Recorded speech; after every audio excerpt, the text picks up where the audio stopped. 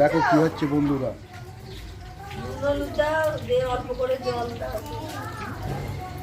তো আজ হচ্ছে আমাদের বাড়িতে একটা ঘরোয়া মানে যেটা ব্যাপার মানে বাবার কালকে তো আমরা কাজ করে উঠলাম আর আজ হচ্ছে বাড়িতে একটা যারা যারা আছে ঘরোয়া একটা রান্না হচ্ছে। তো আজ রান্নার সব মানে সবাই মিলে কোটা বাছা হচ্ছে। তো মা আর আমার মানে ছোট ননদ মিলে পুঁই শাক কাটছে, কাকিমাও কাটছে, পিসি লঙ্কা মানে লঙ্কা কাটছে, আমি লঙ্কা ওটা ছাড়িয়ে দিচ্ছি আর পিসি কাটছে, যেটা আমি ফাঁকি মারা কাজটা আমি করছি। আর এদিকে মাছের তেলটা রেখে দিয়েছে, এটা এখন ভাজা হবে, সকালবেলা সবাই খাবে বলছে।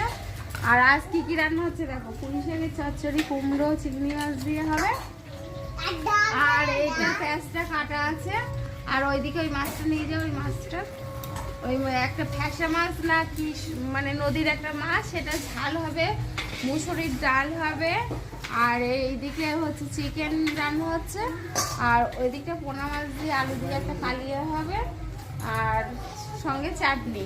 তো এখন সবাই মিলে কোটা বাছা হচ্ছে দেখো বাড়ির সবাই, এখনো কিন্তু মানে সবাই আসতে বাকি আছে, এখনো অনেকে আসেনি। তো আমরা কোটা বাছা করেছি।